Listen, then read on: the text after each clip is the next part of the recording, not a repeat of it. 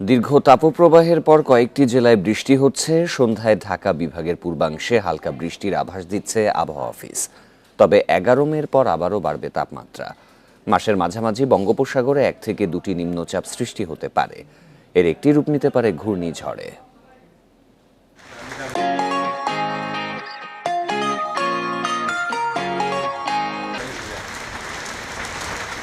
দীর্ঘ তাপপ্রবাহের পর মিলল স্বস্তির বৃষ্টি।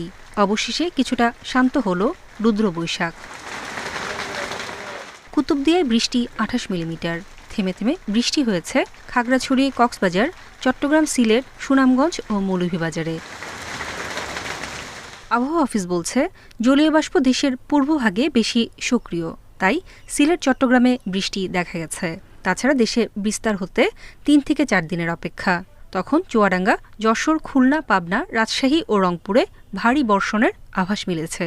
পাহাড়ের পাদদেশে বাতাস বাধাপ্রাপ্ত হয়ে কিছুটা সেন্ট্রাল পার্ট এবং কিছুটা পূবলি বাতাস হয়ে পশ্চিম দিকে ধাবিত হয়।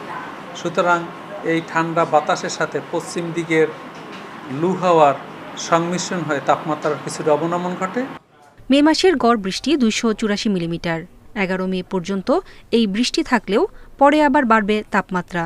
16 মের পর বঙ্গোপসাগরে 1 থেকে 2টি নিম্নচাপের পূর্বাভাস রয়েছে। ঘূর্ণিঝড় হোক আর নিম্নচাপ হোক, সে 15 তারিখের মধ্যে আপাতত হওয়ার সম্ভাবনা কম। তবে হলেও এই মাসের 15 তারিখের পরে থেকে মে মাসের মধ্যে হওয়ার সম্ভাবনা আছে বঙ্গোপসাগরে। এদিকে উজানের ভারী বৃষ্টিতে সিলেট, সুনামগঞ্জের নদ নদীর পানি বৃদ্ধি পাচ্ছে। এই এলাকায় আকস্মিক বন্যার পূর্বাভাস দিয়েছে বন্যা সতর্কীকরণ কেন্দ্র। নূরা জান্নাত, ইন্ডিপেন্ডেন্ট নিউজ।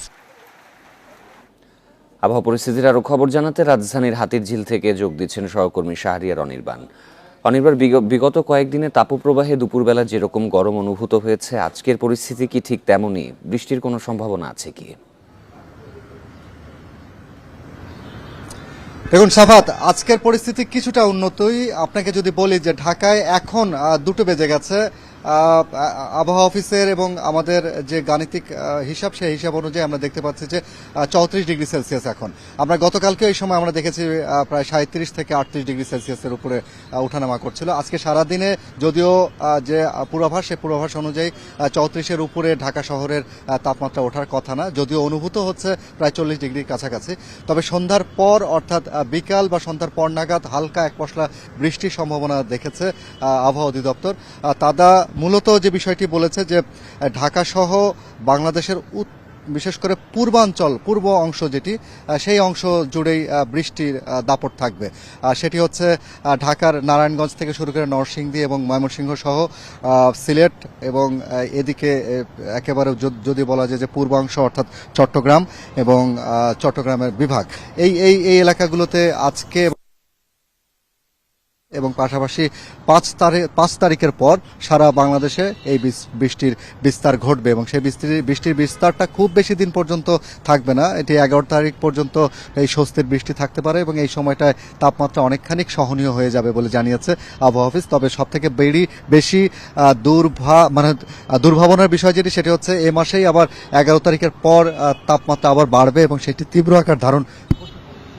আমরা জানি যে 19 মে 1972 সালে বাংলাদেশে সর্বোচ্চ তাপমাত্রা অর্থাৎ 45.1 ডিগ্রি সেলসিয়াস উঠেছিল রাজশাহীতে।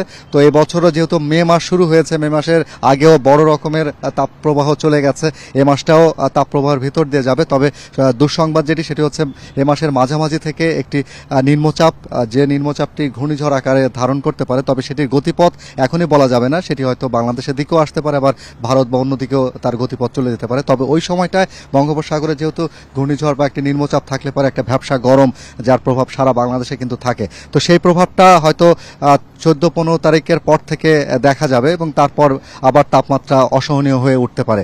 যদি নিম্নচাপটি বাংলাদেশের অভিমুখে আসে বা ঘূর্ণিঝড় না হলে পরে বৃষ্টি আকারে যদি ঝরে যায়, তারপরেও হয়তো বা বাংলাদেশে আবার একটু ঠান্ডা বা মৌসুমটা একটু নমনীয় হতে পারে বা সহনীয় হতে পারে, এরকম একটা পূর্বাভাস দিয়ে রেখেছে আবহাওয়া অধিদপ্তর। তাদের দীর্ঘমেয়াদী যে আবহাওয়া পূর্বাভাস, সেই পূর্বাভাসে।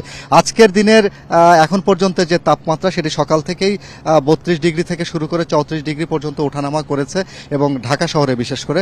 আর বৃষ্টিপাত সকাল থেকেই আমরা দেখেছি যে চট্টগ্রাম বিভাগে বৃষ্টি শুরু হয়েছে এবং পাশাপাশি সিলেটেও বিক্ষিপ্তভাবে বৃষ্টি হচ্ছে।